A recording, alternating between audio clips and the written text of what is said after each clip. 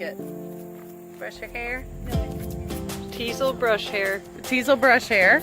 And it gets its name from teasing wool.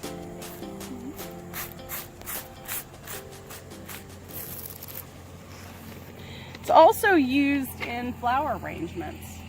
So that was the first place I ever saw teasel, because it is very beautiful in that way, you know. Stick it in with a fall arrangement and it's very nice.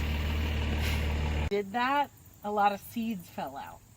And so they're all over the ground now, which is great bird food, but it's not good for, you know, if you're trying to reestablish native plants, teasel is not native, and so it's getting in the way. And what you'll notice in this area here that they have, there's a lot of native plants growing here. And so they've obviously done a lot of work, and once we get in there and you start looking, you're gonna see like the blue boneset and a lot of echinacea, and when you walk the trail there's like spice bushes and all these really wonderful plants out there as well. So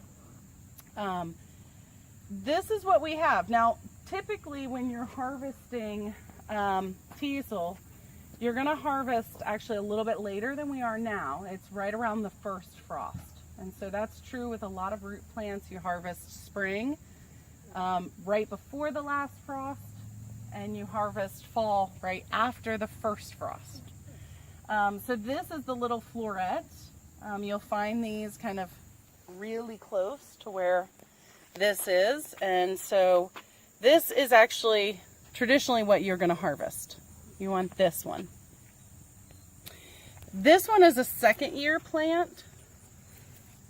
That is not traditionally what you're going to harvest, but since we are here for a conservation effort, we're going to try to use this plant, and so we're going to try to find some creative ways to use it for the Botanicals and Herbs Festival. But you know, if you can think of, like, if you just want some dried in your house in a vase or something like that, or you can think of ways you can use it, you know, I encourage you to take as much of it as you dig up.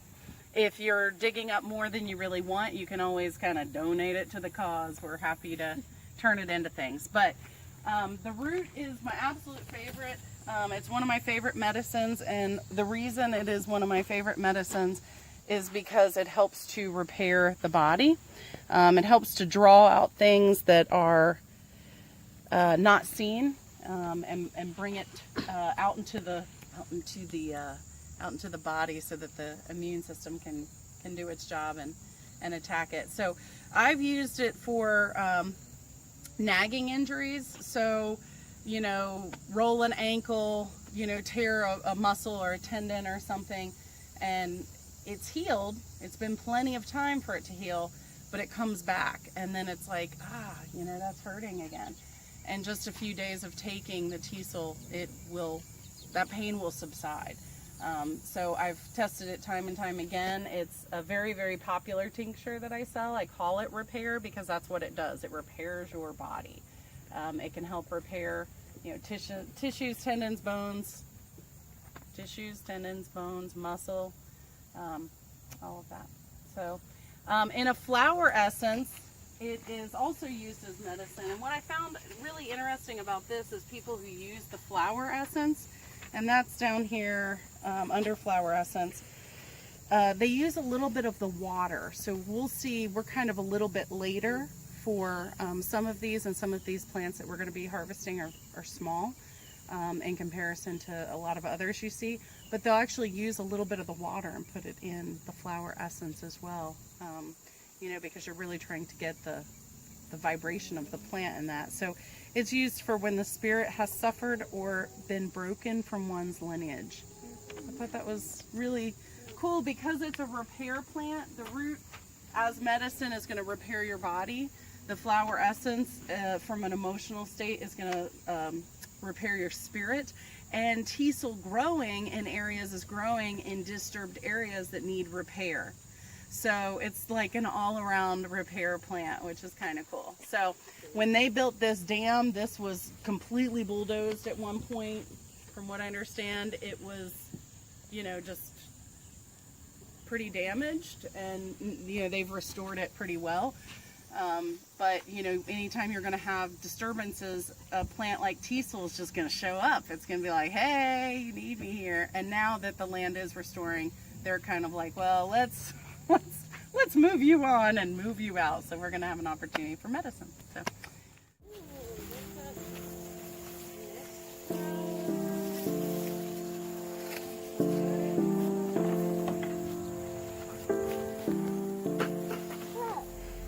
So it's the little pokey out here. It's the little pokey. Yep, I saw a couple pokes. Uh-huh. Yep, it's pretty pokey.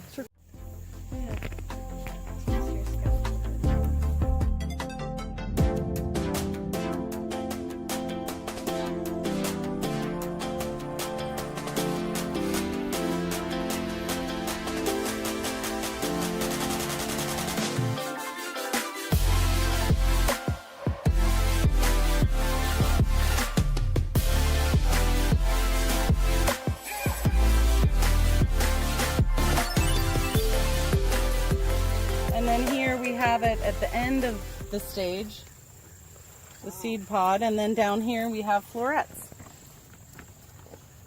So the second year plants aren't as useful, as I said, and so what we can do is we can simply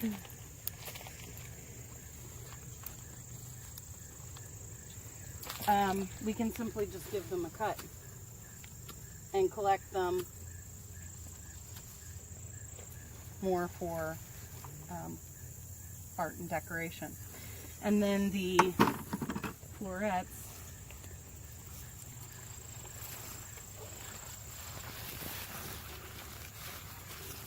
I'm just going to go around. Go ahead and take the soil off.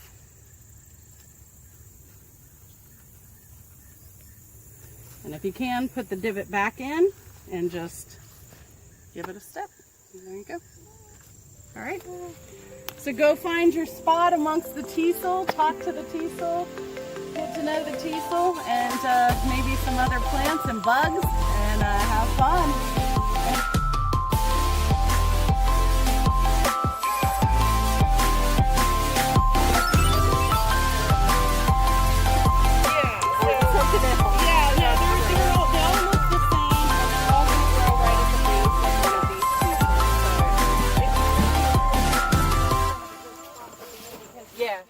I'm not poking you in the face.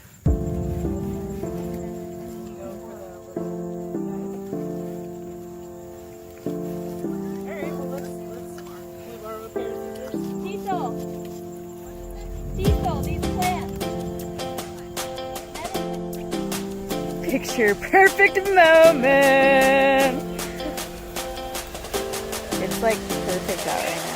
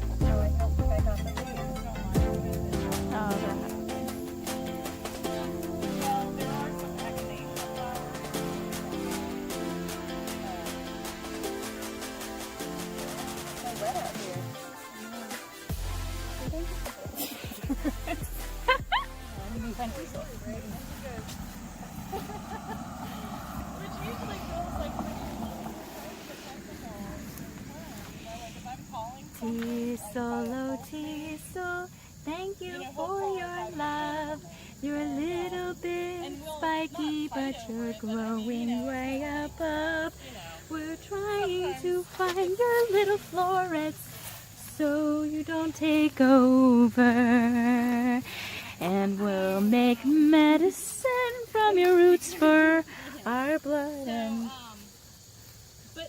something.